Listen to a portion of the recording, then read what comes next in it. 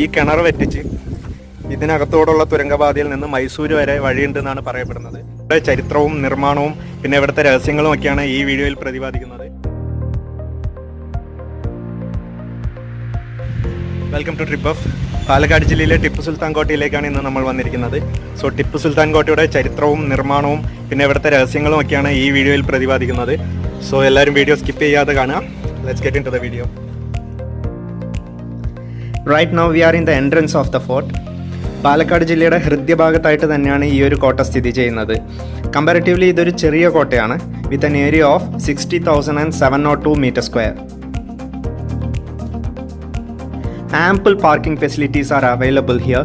To വീലേഴ്സിനായാലും കാർസിനായാലും അതേപോലെ തന്നെ അതർ വെഹിക്കിൾസിനായാലും ഇവിടെ സെപ്പറേറ്റ് പാർക്കിംഗ് ഫെസിലിറ്റീസ് ഉണ്ട്. And we are going on for the hardest process. Yes, നമ്മൾ ടിക്കറ്റ് എടുക്കാൻ പോവുകയാണ്. 2019 മെയ് 1 മുതലാണ് കോട്ടയിലേക്ക് എൻട്രി ഫീ വാങ്ങി തുടങ്ങിയത്. അതുവരെ it was totally free. Online tickets മാത്രമാണ് അവൈലബിൾ ആയിട്ടുള്ളത്. ഓഫ് കോഴ്സ് നമ്മളെ ഹെൽപ്പ് ചെയ്യാൻ ഇവിടെ 2 പേരുണ്ട്.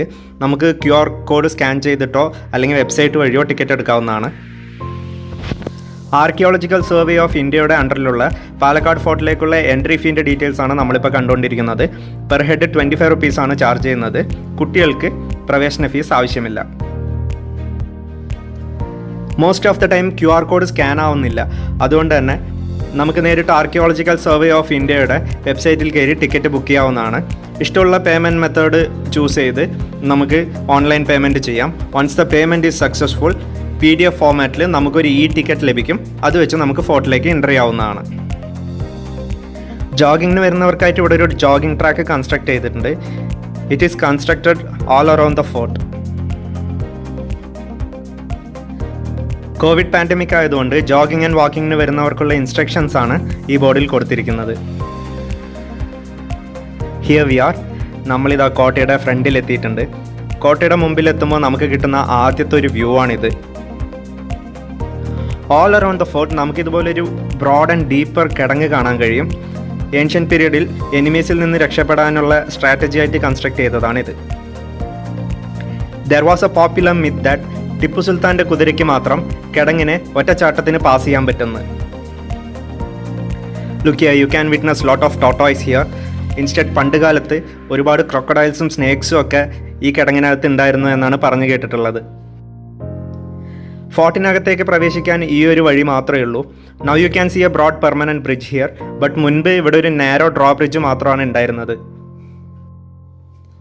പാലക്കാട് കോട്ടയുടെ അതല്ലെങ്കിൽ ടിപ്പു സുൽത്താൻ കോട്ടയുടെ ചരിത്രവും ഇവിടെ പ്രൊഹിബിറ്റ് ചെയ്ത കാര്യങ്ങളൊക്കെയാണ് കൊടുത്തിരിക്കുന്നത്. And it's a tobacco free zone. Anyway, we are getting into the fort right now. കോട്ടയുടെ പുറത്ത് ഒരുപാട് ചെറിയ ചെറിയ ഷോപ്സ് നിങ്ങൾ കണ്ടിട്ടുണ്ടാവും.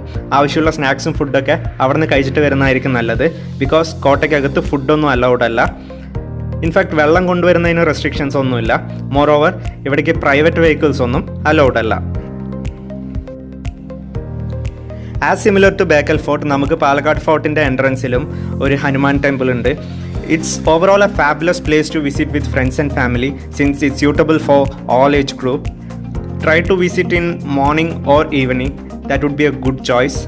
And best time to visit Palakkad Fort is between November and March so that you can enjoy much more. Even after 250 plus years, the structure remains damn strong. അന്നുകാലത്ത് locally available materials ആയിരുന്ന കരിങ്കല്ലും ചുണ്ണാമ്പ് കല്ലും ഒക്കെ ഉപയോഗിച്ച് ചതുര ആകൃതിയിലാണ് ഈ കോട്ട രൂപകൽപ്പന ചെയ്തിരിക്കുന്നത്. ഇവിടെ നമ്മുടെ ടിക്കറ്റ് ചെക്ക് ചെയ്യാൻ ഒരാൾ നിൽപ്പുണ്ട്. And now we are going to enter into the core part of the fort. നമുക്കിവിടെ ഗേറ്റിലൊരു ഇൻഫർമേഷൻ ബോർഡുണ്ട്. It's entry timing details. രാവിലെ 8 മണി മുതൽ വൈകിട്ട് 5:30 വരെയാണ് കോട്ടയിലേക്കുള്ള പ്രവേശന സമയം. നമ്മൾ പുറത്ത് ജോഗിങ് ഏരിയ കണ്ടായിരുന്നില്ലേ, അവിടേക്കുള്ള എൻട്രി രാവിലെ 5 മുതൽ 9 മണി വരെയും വൈകിട്ട് 4 മണി മുതൽ 8 മണി വരെയുമാണ്. സോ ആ ഒരു ഏരിയയിലേക്ക് പ്രവേശിക്കാൻ നമുക്ക് പ്രത്യേകിച്ച് എൻട്രി ഫീസ് ഒന്നുമില്ല. You can see ancient architecture at its best here. Moreover, the fort is famous among architectural students due to its unique French craftsmanship. The landscaping of the fort is exceptionally beautiful, and you can see a good effort made to preserve all these trees. Here there are trees even which are more than 300 years old. നിങ്ങളിപ്പോൾ back ഡ്രോപ്പിൽ കണ്ടുകൊണ്ടിരിക്കുന്ന സ്ട്രക്ചറാണ് Palakkad taluk office. ഇതിനു മുമ്പ് Palakkad special sub ജയിലും കോട്ടയ്ക്കകത്ത് തന്നെയായിരുന്നു. But now it is shifted near Malampuzha. 1990 കാലഘട്ടങ്ങളിലാണ് താലൂക്ക് ഓഫീസ് കോട്ടയ്ക്കകത്തേക്ക് മാറ്റുന്നത്. ഞാൻ നേരത്തെ പറഞ്ഞിരുന്ന പാലക്കാട് സ്പെഷ്യൽ സബ് ജയിലിൻ്റെ എൻട്രൻസ് ആയിരുന്നു ഇത്. ബ്രിട്ടീഷ് പീരീഡിലും ഈ ഒരു ഏരിയ ജയിലായിട്ട് തന്നെയായിരുന്നു യൂസ് ചെയ്തുകൊണ്ടിരുന്നത്. ഈ ഒരു പോർഷൻ മാത്രമല്ല, ലെഫ്റ്റ് സൈഡിൽ വേറൊരു പോർഷനും ജയിലായിരുന്നു. Anyway I will show that you later. മുമ്പ് ഇവിടെ പ്രിസണേഴ്സൊക്കെ ഉണ്ടായിരുന്നതുകൊണ്ട് ഈ ഒരു ഏരിയയിലേക്ക് പബ്ലിക്കിനൊന്നും ആക്സസ് ഉണ്ടായിരുന്നില്ല. But now here I can't find any restrictions. അയ്യപ്പനും കോശിയും എന്ന പൃഥ്വിരാജ് മൂവിയിലെ ജയിൽ സീക്വൻസസ് ഒക്കെ ഈ ഒരു പാലക്കാട് സബ് ജയിലിൽ വെച്ചാണ് ഷൂട്ട് ചെയ്യപ്പെട്ടത്.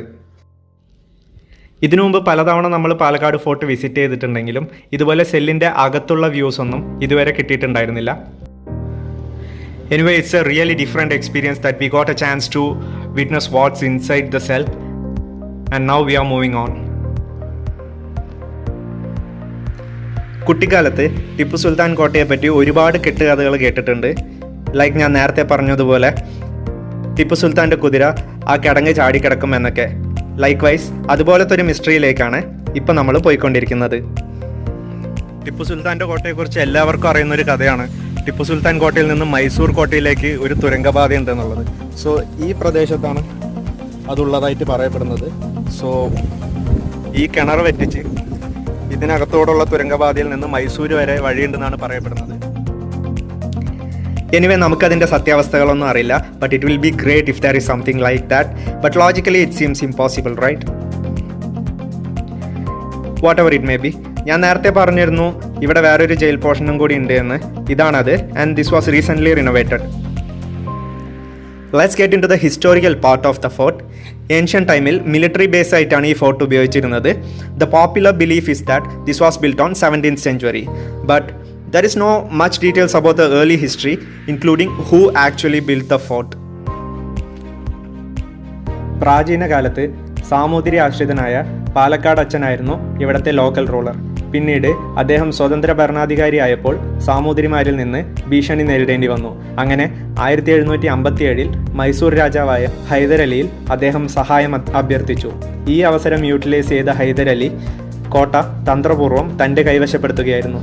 പിന്നീട് 1790 വരെ മൈസൂർ രാജാക്കന്മാരും ബ്രിട്ടീഷ് റൂളേഴ്സും സാമൂതിരിമാരും മാറി മാറി പാലക്കാട് കോട്ടയെ ഭരിക്കുകയാണ് ഉണ്ടായിരുന്നത്.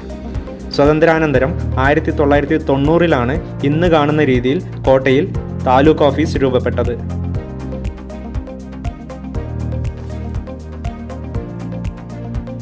ടിപ്പു സുൽത്താൻ കോട്ടയെ ഇന്ന് കാണുന്ന രീതിയിലേക്ക് റീബിൽഡ് ചെയ്തെടുത്തത് 1766 അന്നത്തെ ഭരണാധികാരിയായ ഹൈദർ അലിയാണ്.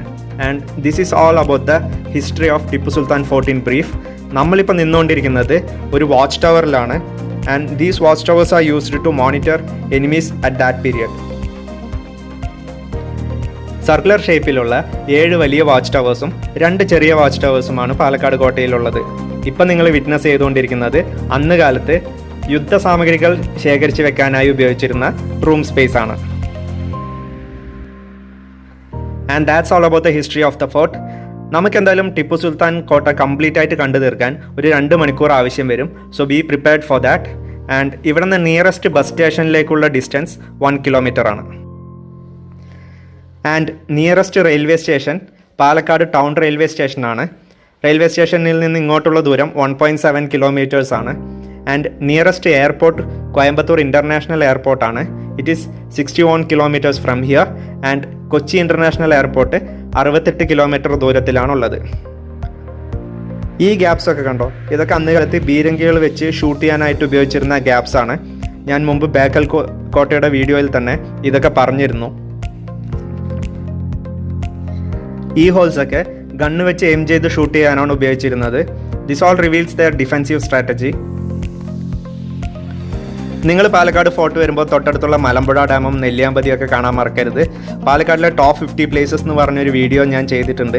ലിങ്ക് ഞാൻ ഡിസ്ക്രിപ്ഷനിലിടാം. നിങ്ങൾക്ക് ചാനലിൽ കയറിയും കാണാവുന്നതാണ്. അപ്പോൾ വീഡിയോ ഇൻഫോർമേറ്റീവ് ആയിരുന്നു എന്ന് വിചാരിക്കുന്നു. വീഡിയോ ഇഷ്ടപ്പെട്ടിട്ടുണ്ടെങ്കിൽ മറക്കാതെ ചാനൽ സബ്സ്ക്രൈബ് ചെയ്യുക. അപ്പോൾ ഇതുപോലെ മറ്റൊരു വീഡിയോ ആയിട്ട് കാണാം.